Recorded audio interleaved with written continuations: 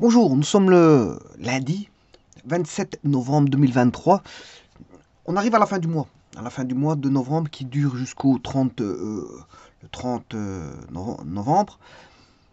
Aujourd'hui, nous sommes envahis par des pluies. On a beaucoup d'humidité, d'innombrables pluies, alors que hier il a fait un peu meilleur. Il a fait un peu meilleur, simplement il faisait froid. Certains m'ont prétendu qu'il faisait froid la journée d'hier. Bon, c'était leurs avis, parce que chacun voit les choses à sa manière, chacun ressent le froid à sa manière. Donc, bon, le froid que quelqu'un subit n'est pas le froid qu'un autre, je veux dire, ressent. Donc chacun a son ressenti vis-à-vis du froid. Bon, certains vont considérer qu'il faisait froid hier. Pour ma part, habillé chaudement, je n'ai pas perçu une quelconque, je veux dire, froideur, bien que certains m'ont dit à plusieurs reprises qu'il faisait froid. Bon, c'est comme ça, c'est comme ça. Bon, aujourd'hui en tout cas, il y a des pluies. Je ne sais pas si euh, comment va évoluer la journée, mais en tout cas, c'est des pluies un petit peu verglacées. Ils se disent même que bon, on risque d'avoir des tombées de neige par-ci par-là dans certaines régions. Je n'en sais pas plus. Bon, je vous présente ici, on demande de calculer la position de la résultante des quatre forces parallèles. Alors, première chose à constater, on a quatre forces, F1, F2, F3, F4. Il y en a, le sens n'est pas mis, mais je vais le mettre tout de suite parce que j'ai oublié un sens. Euh,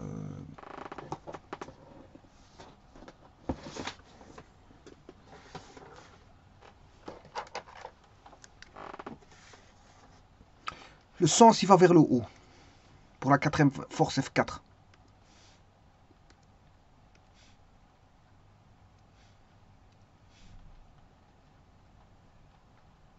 Alors, il y a juste une petite chose ici, c'est pas l'échelle. Hein. C'est une représentation qui n'est pas à l'échelle. Alors, vous avez ici une espèce de... Voilà, pourquoi pas une poutre. Vous avez une poutre, pourquoi pas, pour lequel s'exercent des forces. Et on a quatre forces. Voilà. On a la force F1 qui est la première à l'extrême gauche. On a une force F2 qui est cette petite force-là. On a la force F3 et en fait la F4 qui se trouve à droite, à l'extrême droite.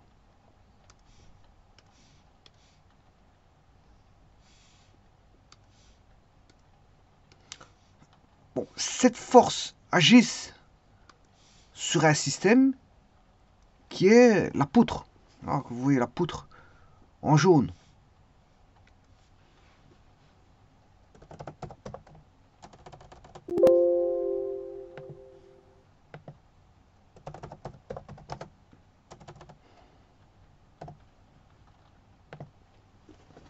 Les distances d'interaction des différentes forces. Donc le système est la poutre. Le système est la poutre pour lesquelles s'exercent des forces extérieures à la poutre. Il y a quatre forces. Et il se dit que la force F1 possède une intensité de 2500 newtons.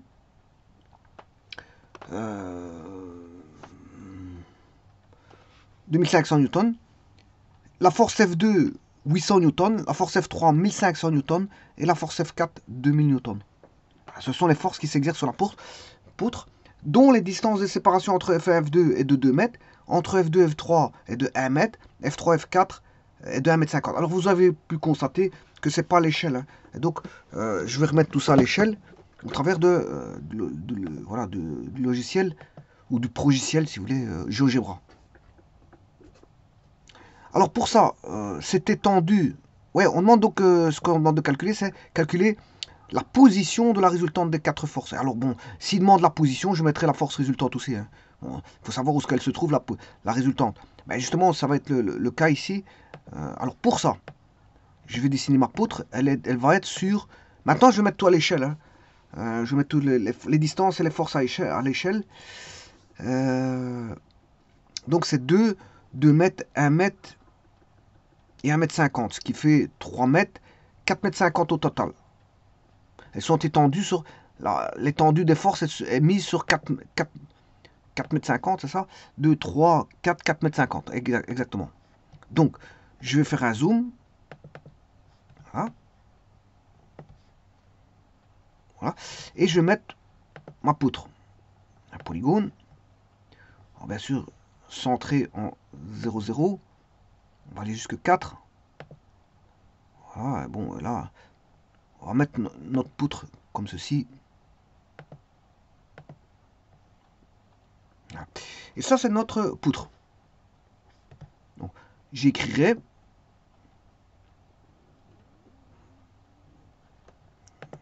que ceci est une poutre. Une poutre droite. Hein. Une poutre à section droite. Voilà. Alors maintenant, je vais mettre les forces. Alors, je vais mettre une échelle des forces. Alors, je vais regarder l'énoncé. On a 2500.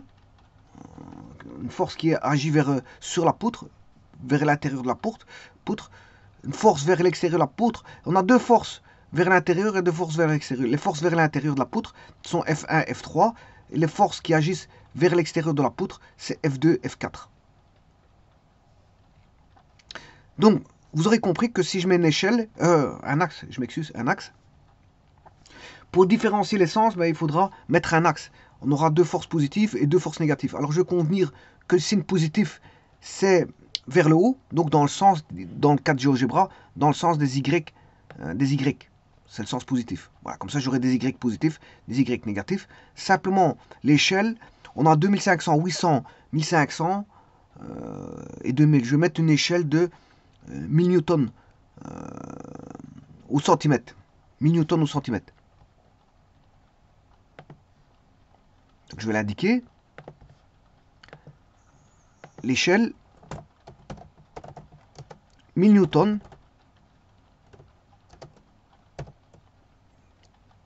par centimètre.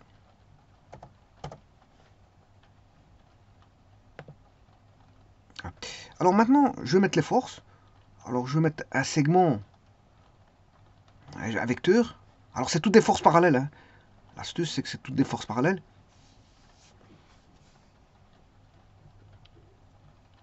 Alors on a 2500 qui va agir en 0. Hein. Mon point 0, ça va être là où agit F1. C'est moi qui le choisis. Hein. J'aurais pu mettre le 0 en F4 ou en F2 ou en F3. J'ai plus facile de mettre le F1 en 0. Bon, c'est mon choix.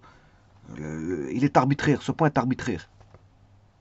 Je peux mettre le point là où agit F1, là où agit F2, là où agit F3, là où agit F4. Mais bon, je vais choisir ici, là où agit F1. C'est-à-dire que mon 0, je vais placer F1 en 0. Donc c'est 2500, c'est 2,5 cm. Calcul à l'échelle, on a un vecteur de 2,5. Donc, je vais mettre en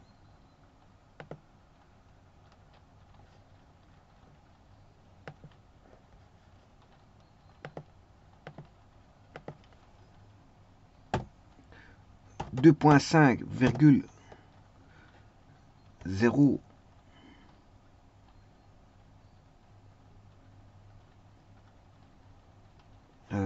c'est X, non, c'est Y. C'est 0,2.5. Voilà. Ça, c'est le premier. Ensuite, si on regarde bien, on a un vecteur qui est à 2 mètres, c'est-à-dire à 2 cm. Hein. Ici aussi, j'ai une échelle aussi au niveau des mètres. Hein. 1 mètre égale 1 cm. Je vais remettre une échelle 1 mètre égale 1 cm. Ça, bon, on a l'échelle des forces. Échelle des distances.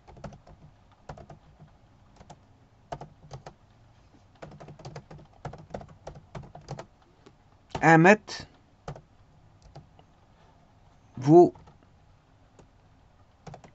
1 cm.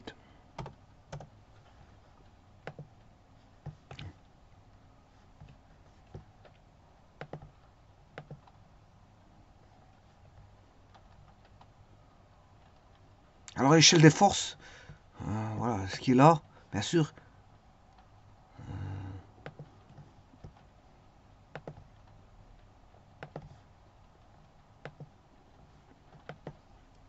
L'échelle des forces,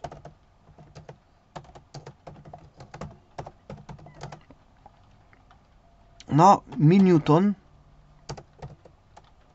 1000 newtons vaut 1 cm. Voilà. Donc, ce qui veut dire qu'il y a juste un petit truc que je vais enlever. Je vais effacer celui-ci. Voilà. Là, on a nos échelles. Et je peux construire, bon, le schéma des forces agissant sur la poutre. Alors, à 2 mètres, on a une force F2 qui est de 800 newtons. Donc, tout à l'heure, j'avais 2500 divisé par 1000, c'est 2,5 cm. Ici, 800 divisé par 1000, ça fait 0,8. Donc, j'aurai un point en 0,8, 2,08. Un point en 2,08.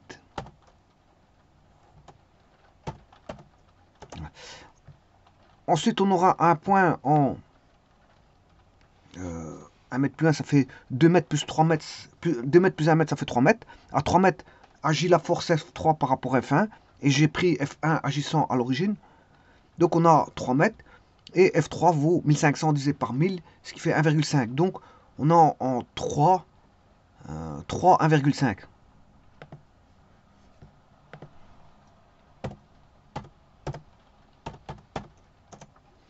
Et le dernier point que je vais mettre, bon, c'est la force F4 qui se trouve à 2 plus 1, ça fait 3, plus 1,5, ça fait 4,5.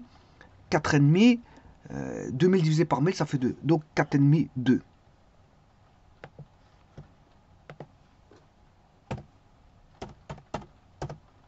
Voilà. Ouais, donc la poutre ici, je l'ai fait un peu trop petite. Parce que en fait, ça a jusque 4,5. Hein. Je vais mettre le point B. On va changer ça.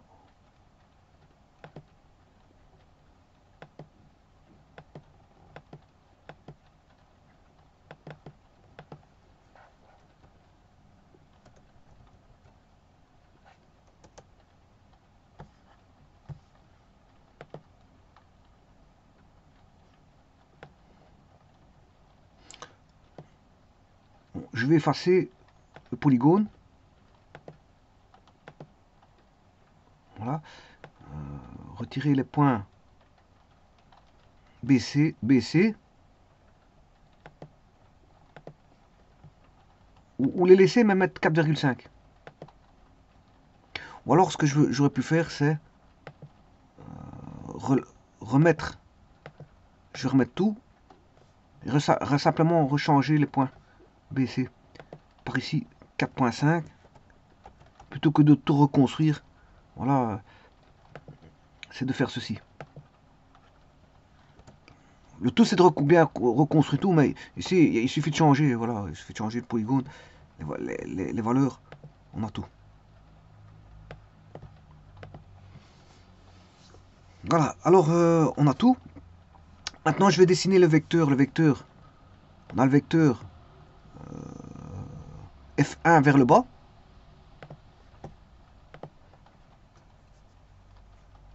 Donc, on a le vecteur EA.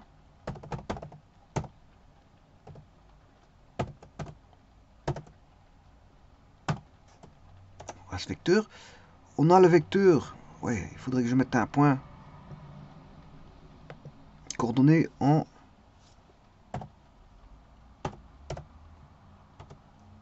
voilà, on a le vecteur IEI, FI, je m'excuse, FI, vers le haut, ou c'est plutôt IF, vers le haut.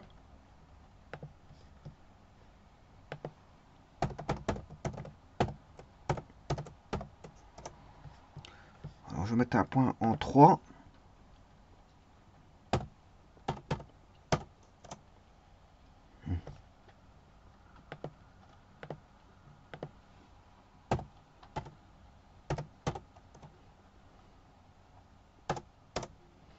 Alors le vecteur F3, il est vers le bas.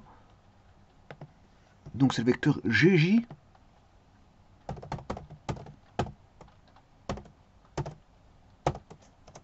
Ensuite on a un vecteur, le dernier vecteur, F4, qui va vers le haut.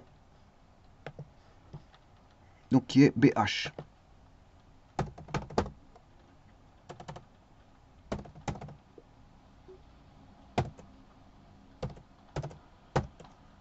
Alors, ici, pour faire la somme vectorielle, c'est tous des vecteurs parallèles, c'est assez simple.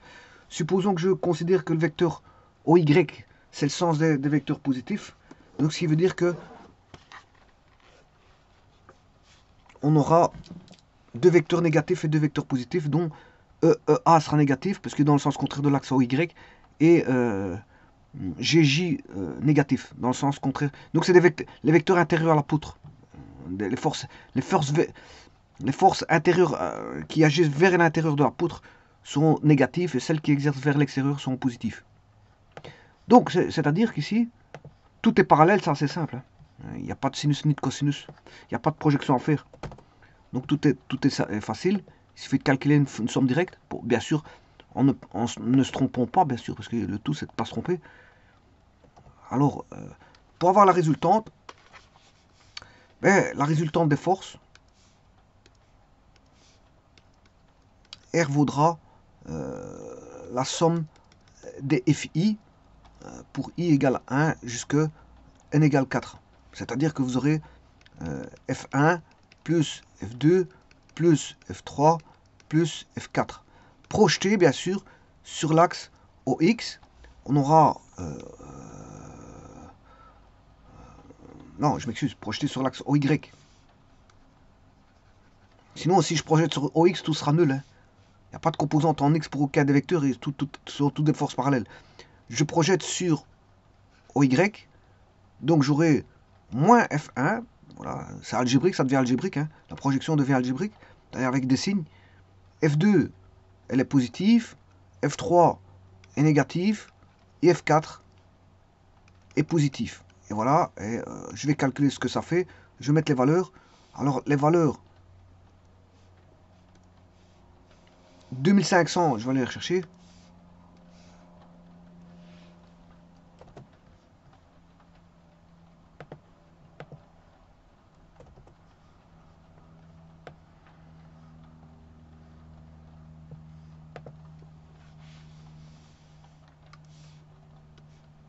Moins 2500,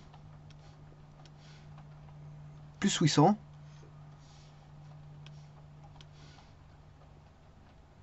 moins 1500,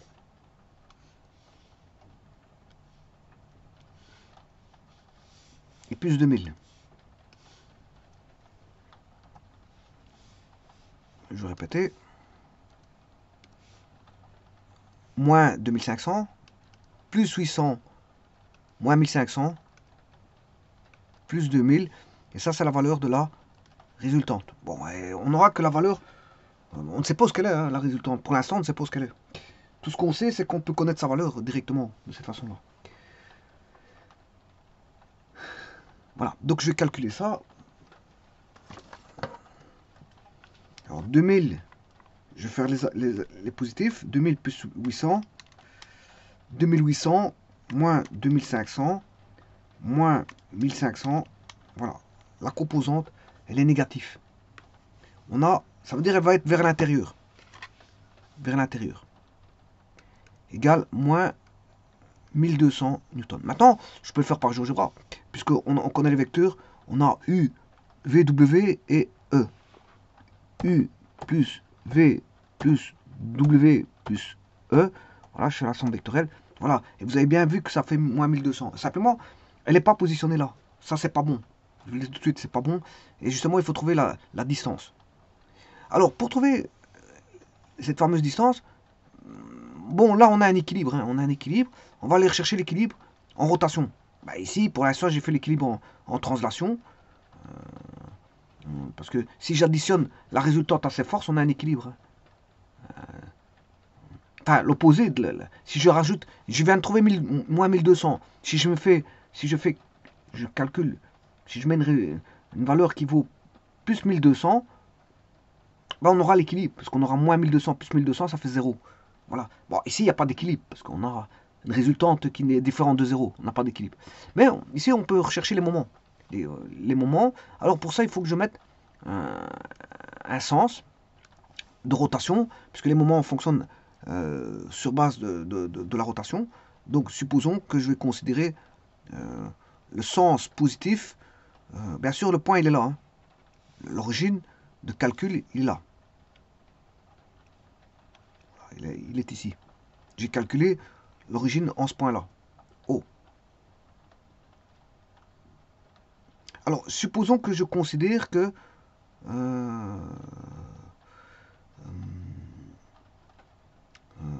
je vais choisir un sens. Supposons que si le couple ici fait tourner dans le sens par là, c'est positif. Voilà. Donc, ce qui veut dire que dans ce cas-là, si je prends la force F3, que je mets là, je vais chercher la distance perpendiculaire, voilà, qui est là, ben ça va faire tourner dans le sens négatif.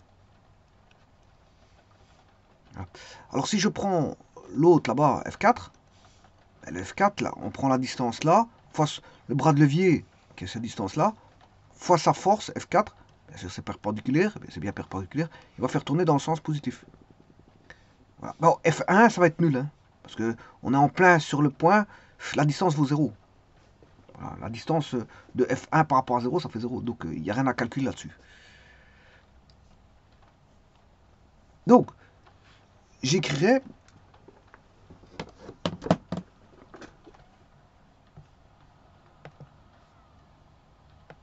j'ai la force F1, force F2, force F3, force F4. Alors, je rappelle que ici c'était moins 2500, le suivant c'était 800, le suivant c'était, le dernier schéma c'était 1000, 2000, et l'autre c'était 1500 je crois, moins 1500.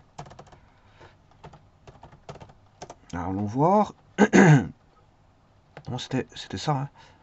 Voilà, c'était bien ça, F3 était négatif. Et donc maintenant, je peux faire un calcul, bien sûr, des forces. Alors tout est donné, les forces sont données en newton, bien sûr. Et là, on peut avoir la résultante qui est, puisque c'est parallèle, tout est parallèle, il suffit de faire la somme. Une somme directe, sans tenir compte des projections. Voilà. Et là, vous avez bien vu qu'on a moins 1200 newtons. Ça, c'est la première chose.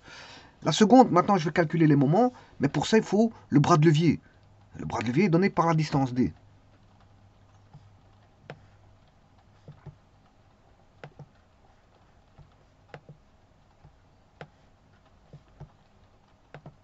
Alors, je vais mettre les bras de levier. Le premier, il faisait 1 mètre. Le second,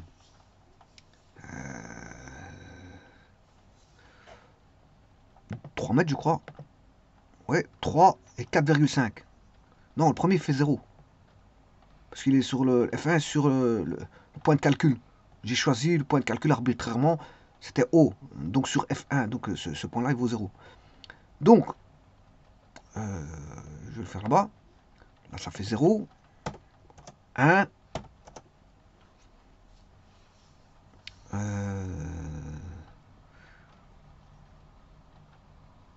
Ensuite, on avait, je sais pas si c'était 1. 2, c'était 2. 2, 1. 2, 1, ça fait 3. 2, 3 et 4,5. 2, 3 et 4,5.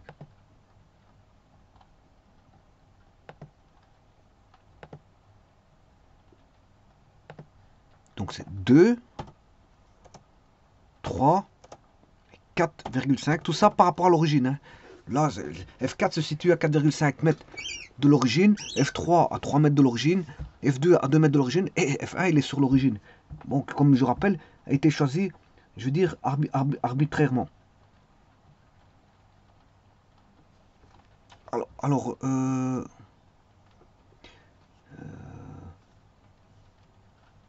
et bien sûr, il y a bien sûr, on va calculer ça.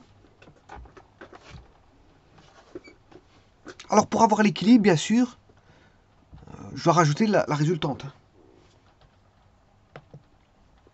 La résultante, pour avoir l'équilibre, est situé à une distance de D. Alors, je dois, bien sûr, pour avoir l'équilibre, il faut contrer cette résultante. Je dois mettre 1200, 1200 hein, parce que moins 1200, c'est la somme des forces. C'est la somme des forces.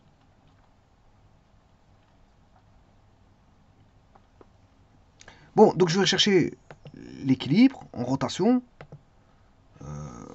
Alors, il suffit de faire la multiplication. Alors, je vous rappelle que celui-ci vaudra 0. Hein. Moins 2500, la force fois le bras de levier. Là, ici, ça fait 0. Voilà. Le suivant. Alors, je vous rappelle que 800, il tournait dans le sens positif. Dans le sens positif. C'est pas ça. Voilà. 800 tournait dans le sens... Alors, F2 et F4 étaient censés tourner dans le sens positif. Et F1, F3 étaient censés tourner dans le sens...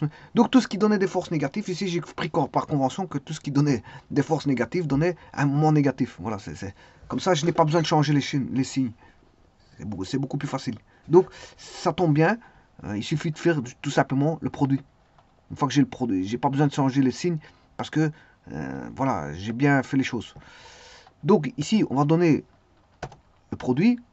Il suffit de faire une copie. Donc égal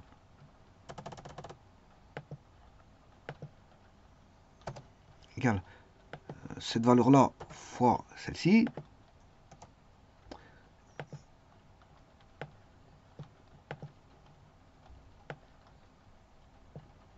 Voilà, et on a les valeurs.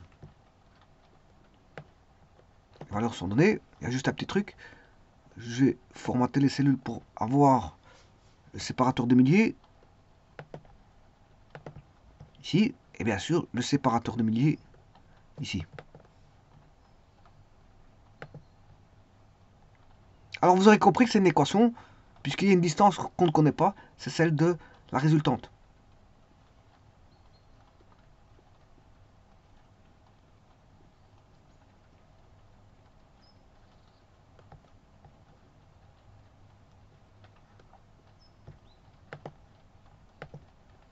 Voilà. Et donc, bien sûr, celui-ci ne vaudra tout simplement moins 1200 fois D. Ça vaudra ça.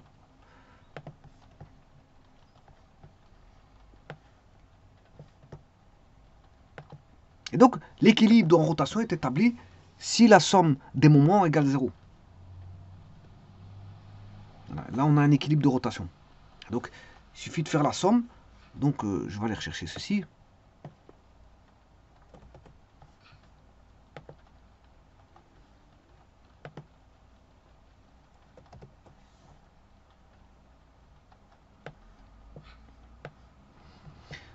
Voilà, on a ceci.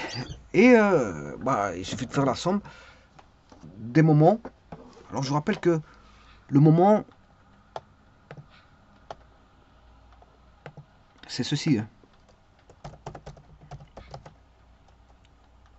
Voilà, le moment, les moments sont là. C'est les moments par rapport au point à l'origine. J'ai choisi un point à l'origine du repère de GeoGebra. Donc, ce qui veut dire qu'ici, eh bien, il suffit de faire la somme des moments qui vaut égale 0. La somme des moments par rapport à l'origine des forces FI. Voilà. Et donc, en faisant ça, la somme des moments par rapport au point O des forces FI, pour I égale à 1, bien sûr, il y a la résultante aussi. Hein. Bon, ça y compris le moment par rapport à O de la résultante, hein, bien sûr, doit être égal à 0. Et là, vous avez un équilibre en rotation. Donc, ce qui veut dire qu'on aura 1600 moins 4500 moins 4500 plus 9000 moins 1200 D égale 0. Voilà. Ce qui veut dire que je peux trouver ça. Je vais faire la somme. Je vais mettre la somme ici, égale la somme de ceci. Somme.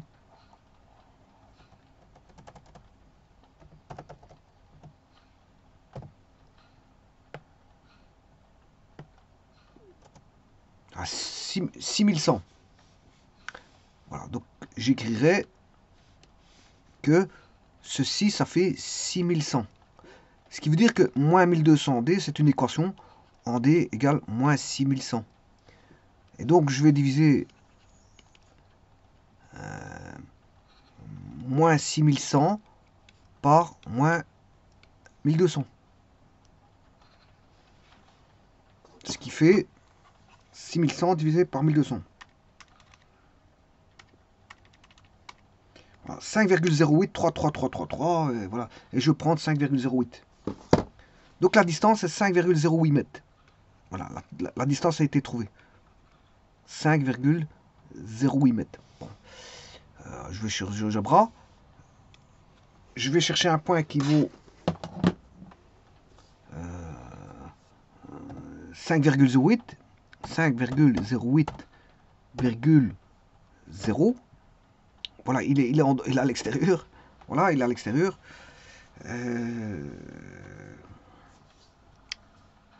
Donc il faudrait que j'allonge la poutre. Il faudrait que j'allonge la poutre, bien sûr, pour que... voilà.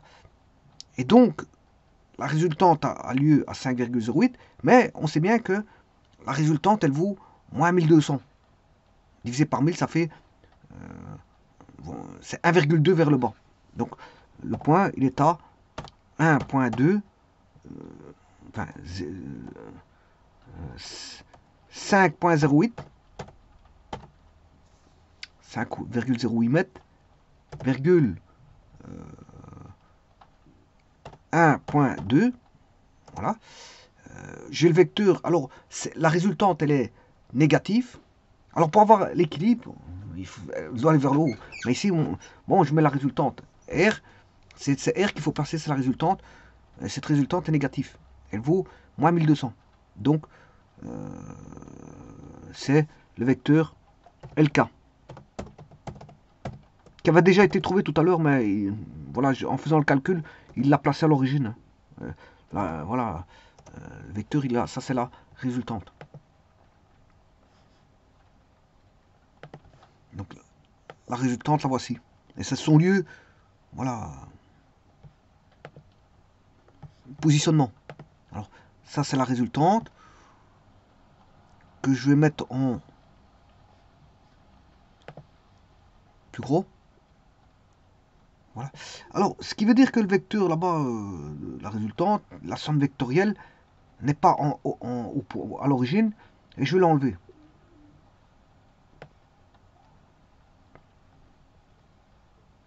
Voilà, cette somme vectorielle, f, je l'enlève. Alors le B, je vais le mettre un peu plus loin, cette poutre, je vais l'augmenter. Alors je vais remonter sa taille, je vais la mettre jusque 6. Alors on va mettre 6 mètres de poutre. Point B, on va le mettre en 6, 0.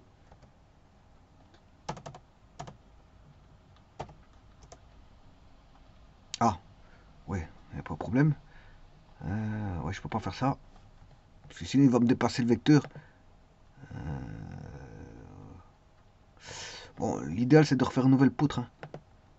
On va remettre un polygone qui va aller de là. Ouais, on va mettre 6 mètres. 6 mètres.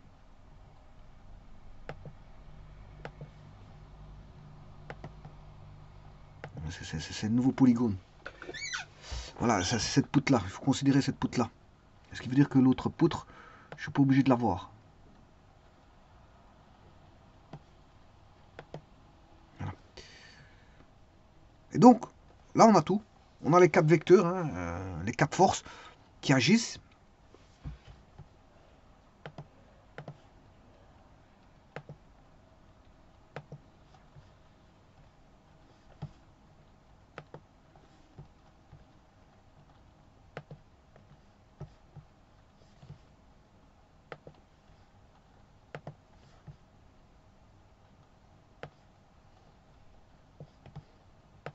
Alors on va mettre ça, on va mettre en bleu. Style beaucoup plus fort pour l'apercevoir. Avec une opacité beaucoup plus grande. Couleur bleue. Avec un style plus gros en opacité. Pas trop grand non plus. Troisième. Couleur bleu. Style. Et la quatrième force.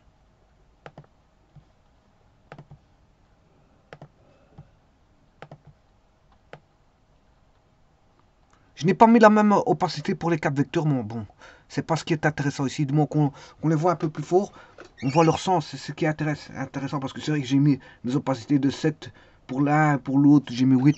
Je n'ai pas été réglo dans ma définition de l'opacité, mais disons qu'on voit bien l'essence, c'est le principal, l'essence des forces. Et donc, où se situe la résultante qui est en rouge. La résultante est en rouge.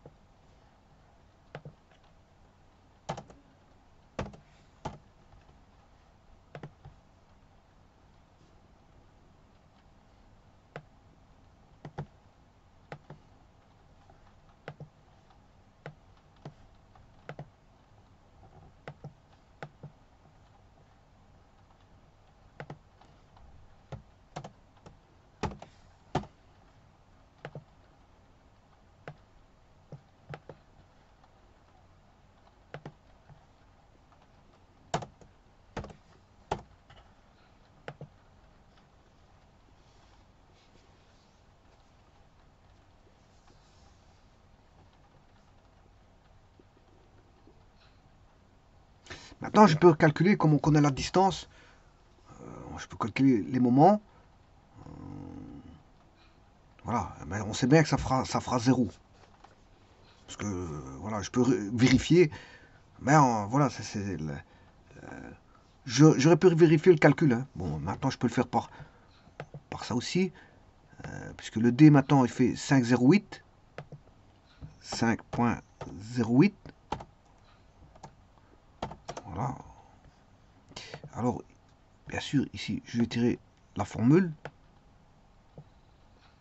Voilà. Et faire la somme totale. Et vous allez voir que ça fait 0. C'est bien un équilibre de rotation.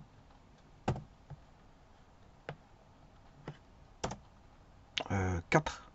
Ouais, bon, ici... parce que c'est 5,08,333333. Voilà, vous voyez que c'est pour ça que ça fait 0. Ça tend vers 0.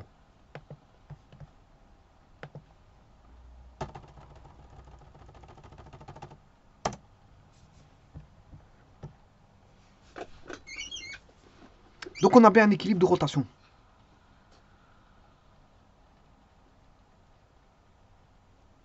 Et donc si on veut un équilibre de transaction, bien sûr, il faut mettre un vecteur dans le sens opposé de vecteur résultant. Parce que la résultante, c'est la somme totale la somme vectorielle des forces. Maintenant, si on veut un équilibre, là, il n'est pas en équilibre, puisque la somme des forces n'est pas égale à 0. On a créé un équilibre de rotation, mais on n'a pas l'équilibre de translation, parce que la somme des forces n'est pas égale à 0. Donc on n'a pas d'équilibre de translation. Mais on a un équilibre de rotation. Et l'équilibre de rotation permet de trouver où va se trouver tout simplement la position de la résultante. Et la résultante, on la connaît. Enfin, elle a été calculée. Je vous remercie.